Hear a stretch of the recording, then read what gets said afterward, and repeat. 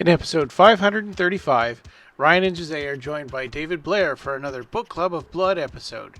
This time we cover Volume 4's The Inhuman Condition.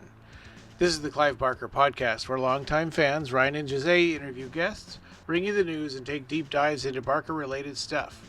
This episode will be available in podcast audio and YouTube video. This episode is sponsored by Don Bertram's Celebrate Imagination. Don Bertram is a longtime friend of Clive and advocate of his art, but Don's unique and inspiring paintings are for sale, and over 50% of the proceeds go to the Arts and Medicine program at the Texas Children's Cancer Center. There's even a paver in Washington, D.C. representing Celebrate Imagination. We're thrilled that this worthy cause is sponsoring our podcast again this year, and we hope that you'll consider looking over his Pinterest page and commissioning a painting of your own. For commissions, Don requires no money down, and there will be no obligation on your part. You can also head over to the Etsy shop to buy one of his books, like A Chimney Sweep's Tale, Celebrate Imagination, or The Imaginaries. Follow the link in the show notes, or click on the side banner, and let's see what's new with Don Bertram today. Check out his most recent paintings, Flamingo and Snowflake. Let's welcome our other sponsor, Ed Martinez, and his YouTube channel. Lots of great special effects videos and Barker-related content. What's the latest from Ed? We have a new sponsor. It's the Now Playing Podcast. Arnie, Stewart, Justin, Marjorie, and Brock host a long-running movie review podcast and have a comprehensive blog with book reviews. Check out this one on The Hellbound Heart. They've even written a book on underrated movies. They started in 2007, but the podcast really took off when they began doing movie retrospective series in 2009, like when they did Friday the 13th or all the Stephen King movies. They've even covered Clive Barker movies in some Patreon exclusive episodes. Please check out the Now Playing Podcast, and if you love it like we do, you might want to help out their donation drive. Here's their most recent stuff. Their most recent movie episodes cover Sleepless in Seattle, The Punisher, One Last Kill, A League of Their Own, The Odyssey, and Evil Dead Burn. Welcome, this is episode 535 of the Clive Barker Podcast. Hello, good afternoon or morning, Jose and David. How are you guys doing? Hello, doing well. Yeah. Hey, I'm doing great. It's been an interesting weekend with a very Greek-themed weekend. I saw that. The Return with Ralph Fiennes. Good movie. I really enjoyed that. It's not the whole Odyssey. It's just after Odysseus comes back to the island and then his return to the palace and all that. And then I went to a Greek festival by my house, which was cool. It's a big Orthodox church just within walking distance. And then last night I saw Jason and the Argonauts. It was great. All right. I like that movie. Blast from the past. Yeah. I just saw a Threads thing where somebody was saying this guy gave the special effects on Clash of the Titans a 2 out of 10. It's like I blocked him. Yes, as you should. Yeah. Like, wow. Yeah. I don't know. I wonder if newer generations just aren't going to appreciate stop motion. It probably look clunky to them. Yeah. Yeah. It's like everything's so smooth. They might think it's bad CGI or something. Yeah, right. I think at Jason and the Argonauts, there's like 3 major effects things. It's like one of them is Talos, the big metal giant statue. Yeah. And then you've got the harpies that keep hounding the old man. Yeah. They steal his food. And then there's the skeletons at the end where the guy throws the seeds on the floor and the skeletons come up. Yeah. And then the sword fighting them. Yeah. The dragon. That's really cool. Yeah, obviously it's not the same as what you get nowadays in an Avenger movie, but it's part of the evolution towards getting better special effects. Yeah. My son won't even watch movies at all. He doesn't care about movies. He just wants to watch YouTube. Maybe he'll discover them on his own one day. Sometimes you don't like something when you're a kid, but if you come across it in the right frame of mind, you might get enthralled by it. Yeah. Well, he's going to turn 15 next week. Oh. I got a 15-year-old and an 18-year-old. Yeah. I have a 15-year-old and an 8-year-old, but they're 2 cats. No. All right. So this is another Book of Club episode, right? So today... Yeah. The Book Club of Blood, and we're returning to volume 4. Why can't I point? There we go. Volume 4 of the Books of Blood, and the second story, I believe, in the Volume 4 of the Books of Blood is the Inhuman Condition. I think it's easy to forget about this one sometimes because there's no movie, there's no comic book. It's kind of on its own. I don't know. This is the only one that I can think of where I don't know if it's ever been attempted to have a movie adaptation. I think in part because it's so similar to Hellraiser. Uh-huh. Yeah. You've got a transient with a puzzle that ends up in somebody else's hands, but when they solve the puzzle, right, then bad things happen. The knots. Yeah. There's definitely a lot of proto references to what would eventually become the Hellbound Heart. I think you bring a great point. Yeah. But people don't talk about this one a lot, even though it names one of the releases of the Books of Blood volumes, right? There was in America, wasn't it called Inhuman Condition? Yes, I have it. Yeah. Yeah. Yeah. And the other one was In the Flesh. Volume 5 is In the Flesh. Which is another great story that I don't think ever really got any major adaptation, except maybe there was a comic adaptation. For I think that that, and McGarris and Clive Barker made a movie treatment that or script that didn't get developed. Yeah, when I read this, I'd forgotten about it. Yeah. Yeah, and I always I think I confused it with In the Flesh whenever I think about it. I always which one is that the Knots one or is that the one with the bugs? Bug people. Yeah. Yeah. Wait, which one is the one with the bug people? In the Flesh. Oh, right. Yeah, the penitentiary thing. Yeah, the dream thing. I love that one. That was really good. Yeah, this one starts with there's a gang of London toughs. So there's Carney, which is going to be our major protagonist. And then there's 3 more, I think. Katso, Red, and Brendan. They're not up to anything good. They're kind of hoodlums and marginals. Yeah, and so I had a hard time placing the age range of these guys. I think Carney was a kid because he still lived with his mom. But the other ones, are they young adults or are they teenagers? I kind of think they're like late teenagers, early adults. I would say 16, maybe. So are they probably high school dropouts? Maybe it's for sure. Hard to say. I don't think they're going to school. Yeah. They definitely like to drink already, but you can drink when you're a teenager, I guess. Yeah. Kill your brain cells. Kind of a de facto leader. His name was Red. I think so. Yeah, he was dating a local gang boss's daughter, so he had some minor standing. Annalisa. Yeah. So was Red the leader or was Brendan the leader? Or does Brendan just have a really bad temper? I think Brendan has he's the one who likes to punch people, I think. Yeah. So maybe that doesn't make him the leader. He just took charge of attacking this transient. Yeah. Which is where the story starts, right? They're harassing this transient guy who's drunk, seemingly. He's out of it. And so they're because they caught him going to the bathroom and they're like, "Oh, you've been exposing yourself to kids." Mm-hmm. It's just the pretense to accost him and start harassing him. Yeah. It's funny how the story describes him as a derelict, and then we find out his name is Pope. Mr. Pope. Seems to be a name that does some heavy lifting in regards to his persona, I guess. Yeah. Mm-hmm. They're harassing him. They start beating him up. They empty out his pockets. It's nothing there but trash, but they find a bottle of vodka. It's like, like, you're going to drink that vodka that probably has backwash in it? Like, how desperate are you? Just shoplift something from a bodega. They smashed the top of the bottle off so they wouldn't have to touch the mouth of it. But and they beat him up anyway. Mm-hmm. Yeah. Because that was the main goal of it, is just to rob and beat somebody. Well, I think, and also Red went out of his mind because Pope tried to fight back. And so that just really triggered him. Yeah, he's got that mindset of like, well, if you fight, it's going to be worse. And it's like, it's already good. It's going to be worse anyway.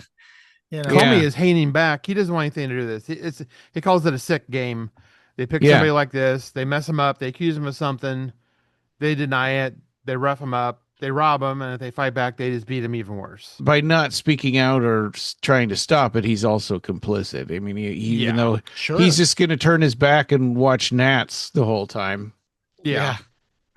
It's I think if you look at the gang, it's more like Red is the guy who tells others what to do. I think Brendan is the more psychopathic one that likes to beat people up. Yeah. Katso is the one who just wants to find something to drink, and Carney is the more cerebral one, and he becomes enthralled by something that they find in one of the bum's pockets, right? This piece of length of cord with knots on it. And there's kind of an interaction that Carney has with Pope, right? His job, they tell him, you got to sort through it because we took his jacket off. You got to sort through all this junk that we threw on the ground. They're looking in each other's eyes, and Carney's kind of telling him with his eyes, hey, I'm not taking any of your stuff. And Pope like gives him a nod, like, I understand you're not one of these guys. Yeah. Or you're not like these other guys. He does the search again, and he finds these knots. So he decides to take those. Which is the most important thing. He doesn't realize because to him it's just a string, but it's the most important thing and the thing he absolutely should not have stolen. Yeah. There's a double whammy here because we'll find out later that the knots are almost like the Hellraiser box in the sense that they want to go to someone who wants to undo them. Yeah, they want to be opened. Yeah, there's even one scene later in the story where he approached someone. There's a guy holding the knots on the floor, and he goes, and the knots kind of like almost like jump to his hand and roll themselves around his hand. Yeah. Right? But there's an explanation for, that we'll get to at the end of the story, but there's an explanation about why they want to be opened, which is really interesting. It's a little different from Hellraiser and the puzzle box, and it wants to be opened for a completely different kind of reason. And Carney is also interested in puzzles. So it's like the knots found their person, right? That's going to grab them. In a way, I think he's also into puzzles as a way to like distract himself from the life at home, because there's a moment where you see him at home and his mom is in the room next door quietly weeping. So it's like they're not a happy family, obviously. So I don't know if you guys had someone who had one, but there was a time when it was like home decor was like all over people would have like these little framed window frames with like little nautical knots everywhere. Oh yeah. Yeah. I had a friend who had a house and his parents were a little more into the nautical side. So he had one of those framed things and it looks nice. I mean, they're very symmetrical. They're very pleasant to look at and they're useful. It's better than the velvet sad clown, with the teardrop. The little kid with the guitar and he's just got shedding one tear. Or the velvet Elvis. I was more fond of Velvet Grim Reaper. That was always mine. Oh yeah. There's a pinball arcade here in Cleveland that you go in and they do have a velvet Elvis painting on it. That's it's probably it's probably done as a nostalgia instead of right. He's got one of those white suits with a tall collar with there's like rhinestones stuck on the velvet and stuff. The Shazam outfits he used to wear, little cape. Yeah. Weird Al has a whole song about Velvet Elvis. Yeah. After they beat up the guy, they just leave him in the train tunnel, and it's like he's like bleeding, and then one of his eyes is already closed over, and all that stuff. They really worked him over. It's Carney that starts playing with the cord with the knots that he got. When does he undo the first knot? It's at home. No, it's not at home, is it? He's like the watch person when they're robbing. Yeah. Right. Yeah. The heist. They decide to break into a secluded house that is off a walking path, but far enough back you can't really see it. Yeah. So he's on the walking path in case some other people come up the walking path. He's supposed to warn them. But Red is not part of this. This is Brendan's little caper. Yeah. He wants to like prove himself to Red. And Red is spending all of his time with Annalisa, so he's not around. Yeah. But I like the first description of the knots when he's at home. It's like, oh, the knots were so tight you couldn't even stick a needle in between the threads. And I can't help but make the comparison to, the Hellbound Heart when it says the box had the black lacquered faces that didn't show anything where you need to click or pull or, pry. And it took hours for Frank to get through it, and Kirsty only figured it out because there was blood in the creases. They got into the little creases, yeah. Yeah. Which is a great visual. But Yeah. so he's been working at him, right? And when he's doing the lookout thing for his friends, he takes them out of his pocket and keeps like trying to pry them and gets so absorbed in it, right? That he doesn't even hear the whistle, the signals, or whatever. Yeah, they rob the place, and now they're coming out. Yeah. It seems like he always had one foot out the door with this gang anyway. Yeah. If he can't do it, if he's not committed, he probably shouldn't be there. But I think what David was going to go to is that there's the police on top of a bridge, right? So that's when the caper goes a little wrong. They think they're being chased by the police, but they're really not. So they're like running. Because at one point while he's working the knot, you know, he starts seeing this light coming out of it. Yeah. And that like makes it even more obsessed with getting it open. And finally he does it, and he sees like a light show and then something else. Something reptilian, isn't it? Yeah. That's the first release is a reptilian creature. And he's like, oh no, what happened? What'd I do? He realizes he's screwed up big time. Yeah. And they're trying to get away because they think they're being chased by the cops, but they're not really. Because the cops are actually going to the house because I think they saw the light or saw a commotion.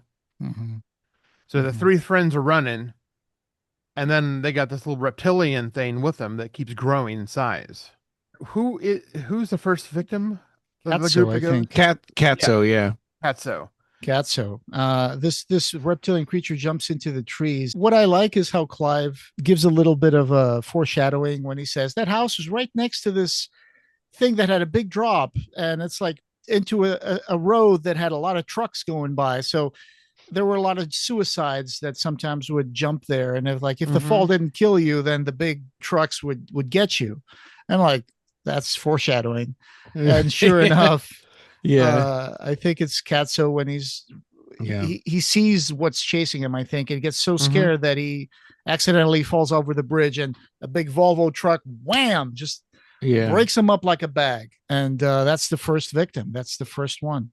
And I think at this point, there's a little bit of misdirection in the story because Pope threatened all these kids, you know, and so you think that Pope sent this creature to kill them as you're reading the story, and we find out later that's not exactly true.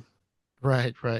Because then when Katso's body is being cremated, there's this whole moment when Carney comes outside and Pope's there, right? And it's like, I came here to see the boy burn. And he wants his knots back. Yeah. Right. That's when he confronts he's like, Carney. If you give it back now, that'll be the end of it. But if you keep going, it's just going to get worse for you. He tells them they should kill it. The lizard creatures. That's a little bit later, I think.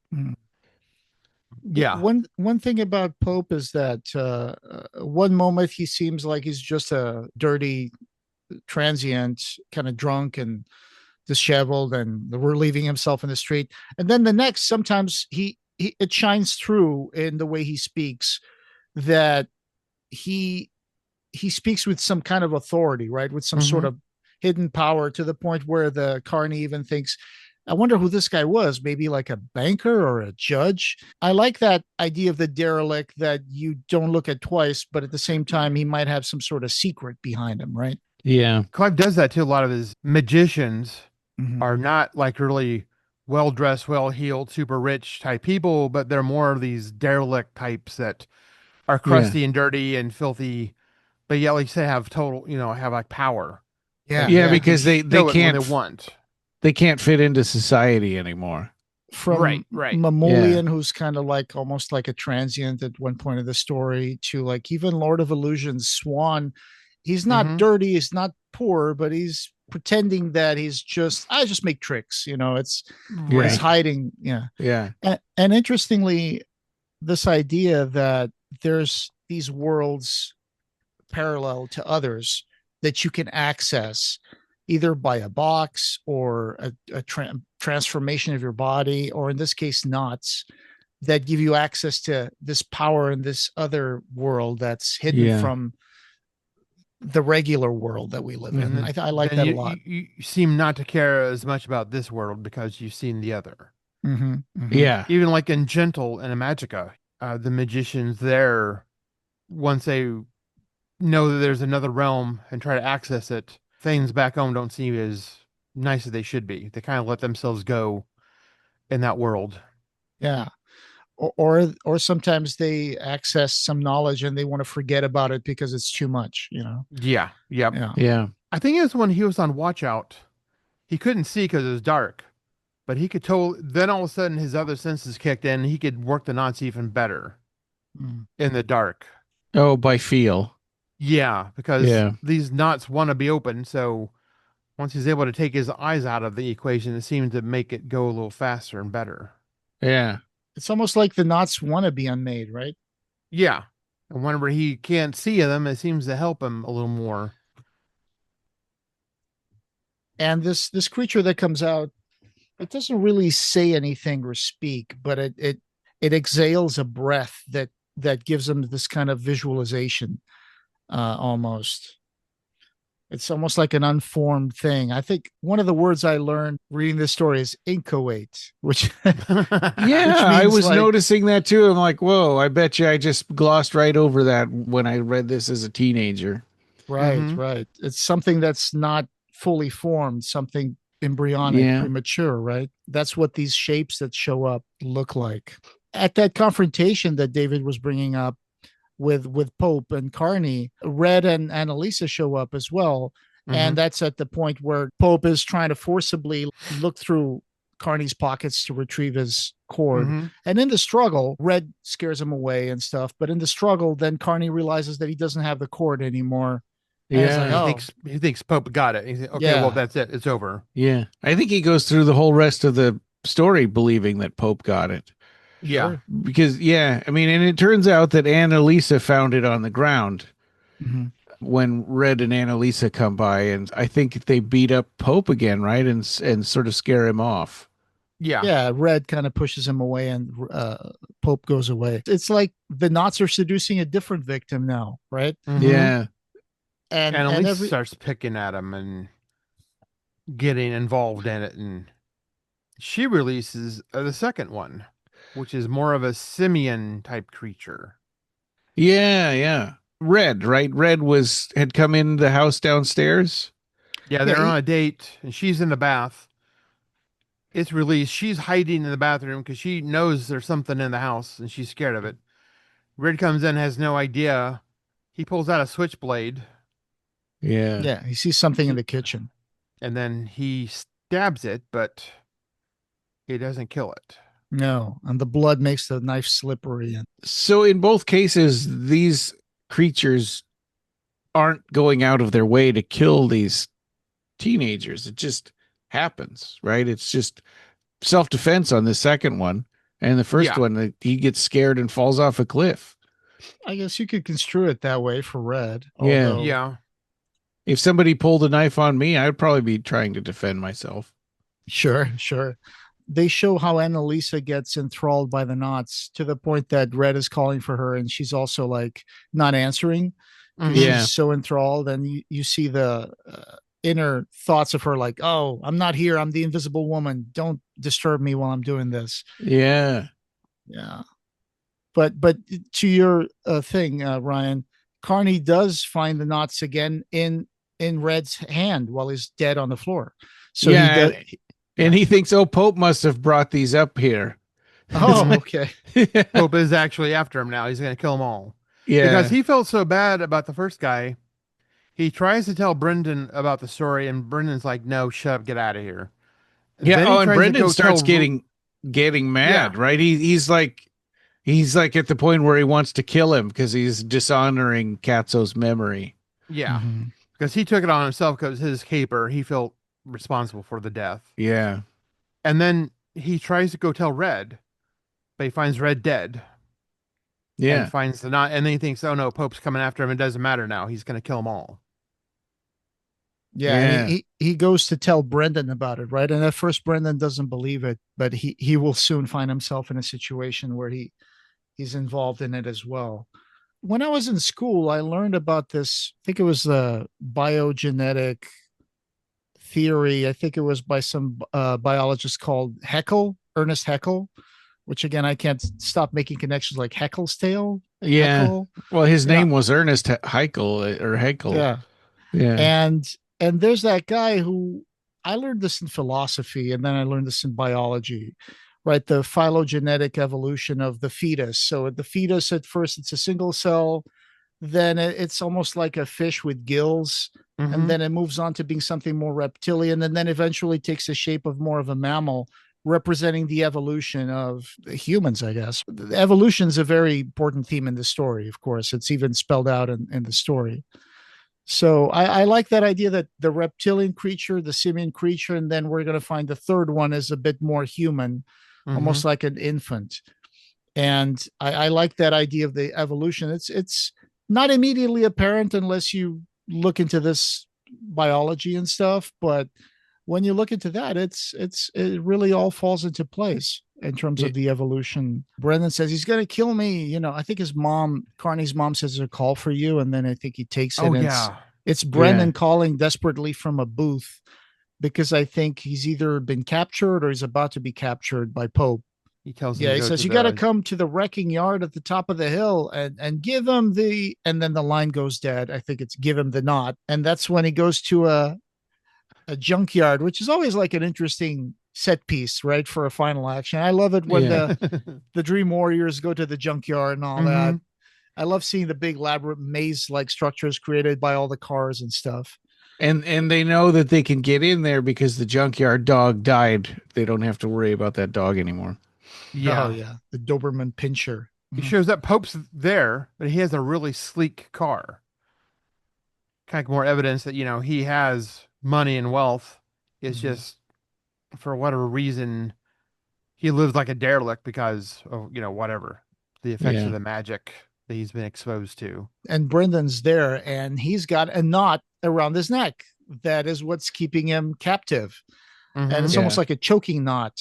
But it makes you wonder if there's some sort of other magic power also holding him more than the choking, Probably. Yeah. Well, now there's only one left.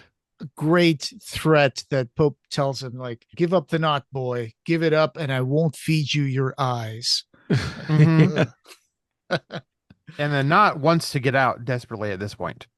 Yeah.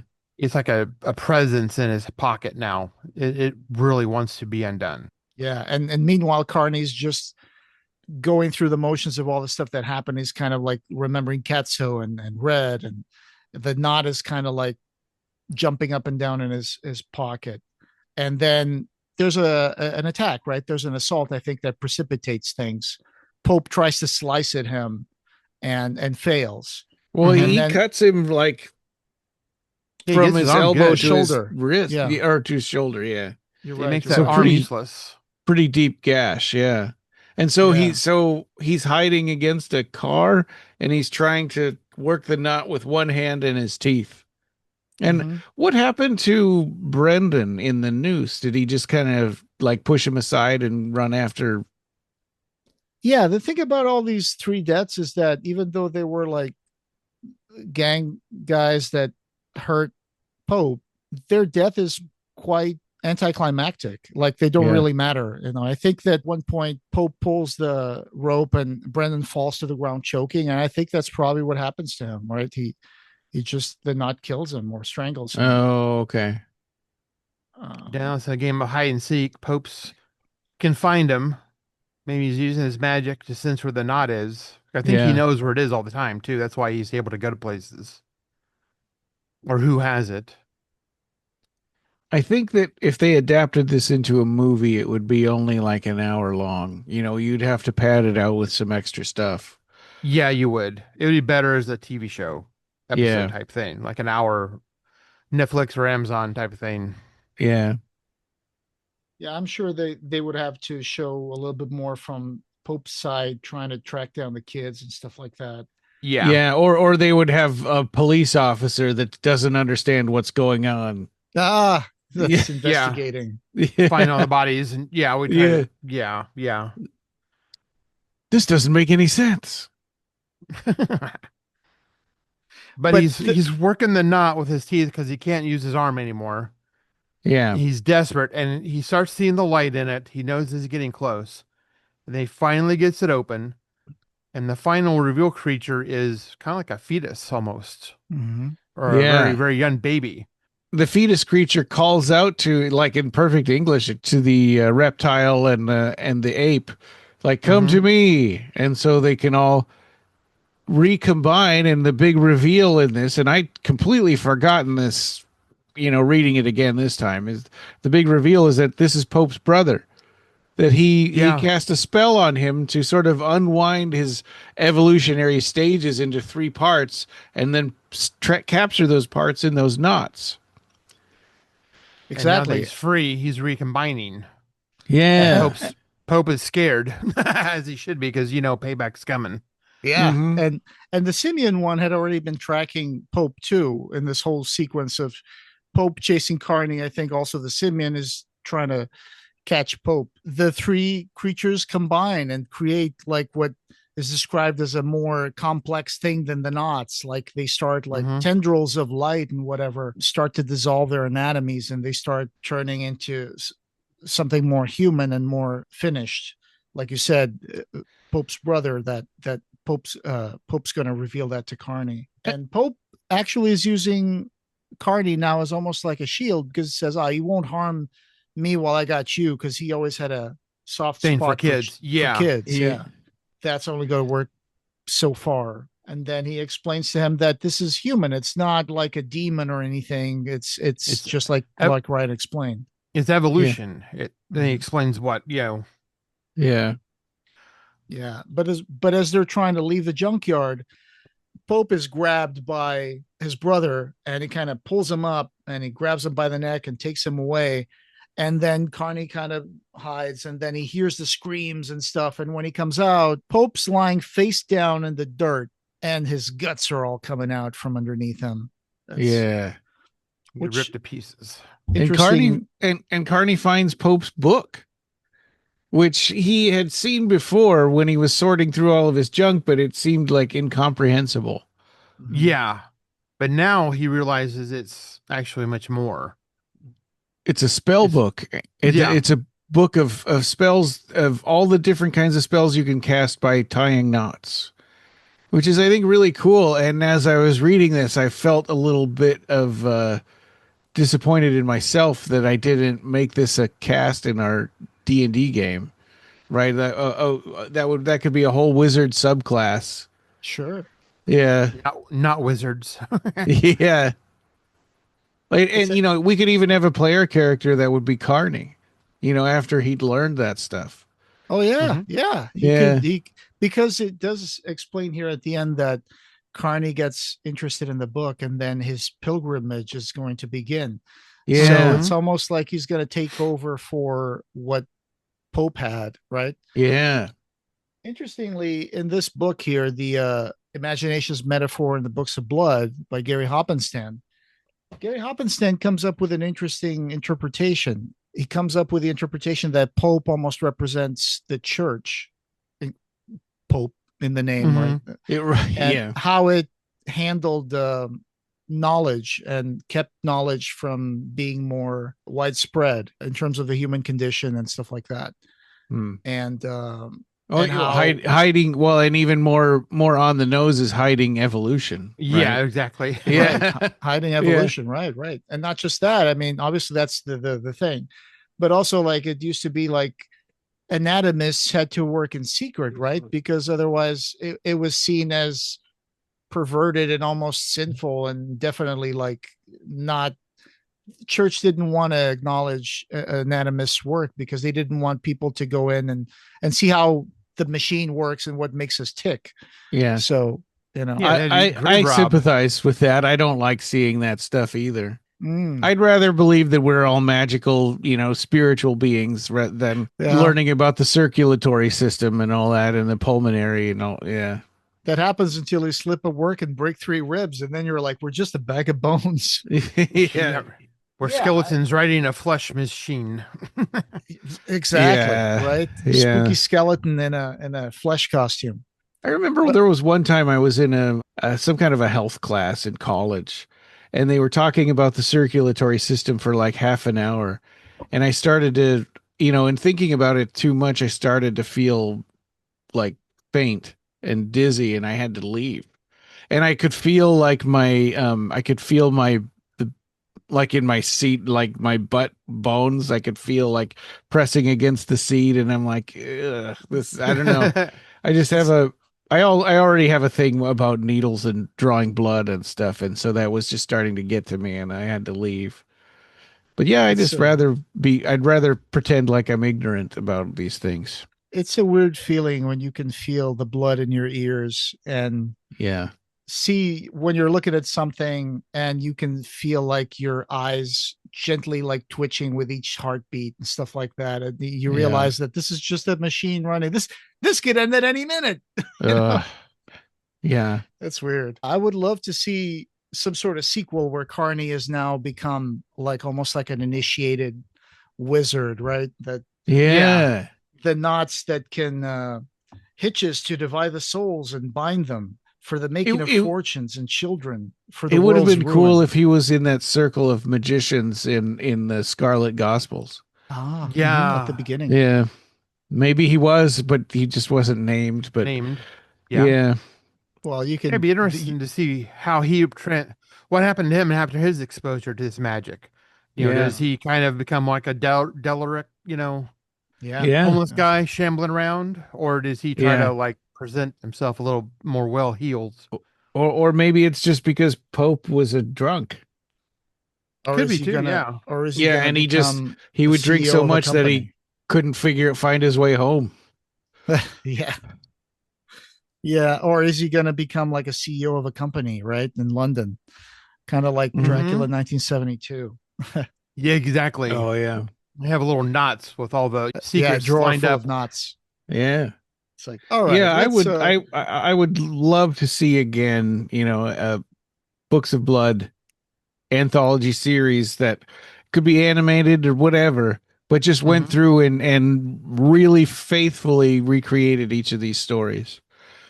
So you could even do like the Forbidden, right? You could do the Right. Forbidden Midnight Meat Train, ones that have already been adapted, because these would be, if they're only 45 minutes or an hour, that's fine.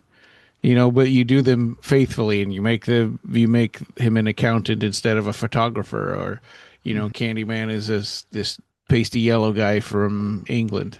I like that idea of the ontology recapitulates phylogeny, where that going back to that Haeckel theory, which Mhm. Obviously it's a little more disproven now, but that whole idea of the human embryo cycling through the fish-like, reptile-like, mammal-like, and obviously the evolution, and the church keeping the evolution hidden. All Yeah. these themes in here that at first read you might not even catch that. That's what's Yeah. beautiful about rereading something later, when you got more stuff that you can dip into and relate to and stuff. That Mhm. that makes Mhm. the story so much richer. in Well, my like when opinion. it's like when they discovered dinosaur bones, and the story was, oh, God put those in the earth to test our faith. Uh-huh. Some religions still think that's true. Yeah, they if your view religious view is that narrow, it's really hard to come to terms with new facts as they come along. It's the trick of the devil. Yeah. Yeah. And I wonder if some of those bone discoveries didn't reinforce some of that idea of like dragons existed and stuff like that. I'm sure they right? did. Yeah, I'm sure. Yeah. Yeah, on the other side of the spectrum, right? Right. Monsters. What a great story. I would love to see this be adapted either to a graphic novel or even to like some sort of anthology segment. That would be Yeah. Mhm. beautiful to see those knots Well, undo if themselves and the light. it would be coming out great of for it. our podcast, even if they made a full like 2-hour movie out of it. We would still go see it, and we'd be talking about it. Yes. I just, I think that it'd probably be a little more successful if they didn't stray too far from the story. You It know, would be like great Dread, if- like Dread was disappointing. Mhm, mhm. Mhm. And one thing that you mentioned, Ryan, that he's kind of Carney is kind of like on the outside of this gang, or with one foot. Was it you that said that, or was it Yeah, David? yeah, that he had one One foot foot. out the door. Yeah, Yeah, I mean, at the end of the story, like his friends are dead, he's wounded, he's traumatized, but he's exhilarated at the promise of discovering the new power, which is really what matters for him at that point. yeah. He should be going to the hospital. Yeah. Sure, to get that thing. Yeah, Uh-huh, uh-huh. I always thought the And Books of Blood would be great on Netflix. Each book could be a season. yeah. I Well, know, and then they tried to. They were going to do that on Hulu, and then they discovered they didn't have the rights to, or the getting the rights to a bunch of those stories was going to be really hard, and so they changed it into a movie. Yeah. I still Oh, hold well. hope at some point. Maybe not in the near future, but I still Yeah. hope that one day, because these things are cyclical. These things keep getting rediscovered. Even when the book is kind of forgotten, at some point, someone's Well, look at gonna the Hmm. game coming out. The Hellraiser game has sparked a whole new interest in Hellraiser Yeah, related Yeah. stuff. So, There's a Clive Barker group now that has like 44,000 members. It's crazy. mhm. yeah. It's And amazing. you see New the same people. 5 people posting over and over again in that group. Well, it's always like that, Yeah. It's always like that. There's always the people who are the questioners or the It was I great hope to your see you kids have guys a again. Take good care. Yeah, trip. good to see you. All right. All right. Thanks, David. Thank you, David. What's coming up next? So coming next, Clive's contemporary commentaries, 1987 part 2, because we had a tie, right? So Mhm. the first one was Carpenter Prince of one. Darkness. So the second one is Angel Heart. That Angel Heart. that'll probably be our next episode unless some major news comes up. Mm-hmm. And then, of course, please go out and vote for the 1988 movie that we're going to do a commentary on. And there's a set of 10 movies that you can vote for, and it's on our blog post. And there's a link to it in the show notes. Go vote because we want to see what you pick. Let me There's see if votes we. on pretty much every movie except for Night of the Demons has 0 votes. That's weird. Yeah. Well, The yeah, one that has the most right now, I think the top 2 is They Live and and Waxwork. Waxwork. Yeah. The last Yeah. time I checked, Waxwork was in the lead. So I mean, I think Now They Live has 7. oh, does it? Yeah. Okay, well, 26%. there's like a 20-minute fist fight in that movie for no reason. Hey, Maniac Cop has 4 votes, so All right, yeah, it's got 15% of the vote, and yeah. I voted for that one. I love They Live. I'd be happy to do that one. Sure. Waxwork. I know why people are voting for it because it has the same director as Hellraiser 3. It's also- all right. We also Yeah. have The Blob in there, I guess the remake. And this week, I think Chuck Russell, the guy who directed The Blob and The Mask, 1994, and Dream Warriors, I think Yeah. he passed away. It's too Yeah. bad about that. Missing. So the things Chuck to vote Russell. for are Child's Play, Night of the Demon, The Blob, like you just said, Serpent and the Rainbow, Waxwork, Monkey Shines, They Live, Brain Damage, and Maniac Cop. The Serpent and the Rainbow is about Haitian zombies, right? Yeah, yeah. It's got Bill Pullman, I want to say. I can't remember. I haven't so. seen it since first came Yeah. out on video. Yeah. Yeah. All good movies. Waxworks. I think Image Animation worked on some of this, I think. Oh, okay. That would make sense. Huh. That's cool. I don't think I've Yeah. ever seen Waxworks. I would love to see it.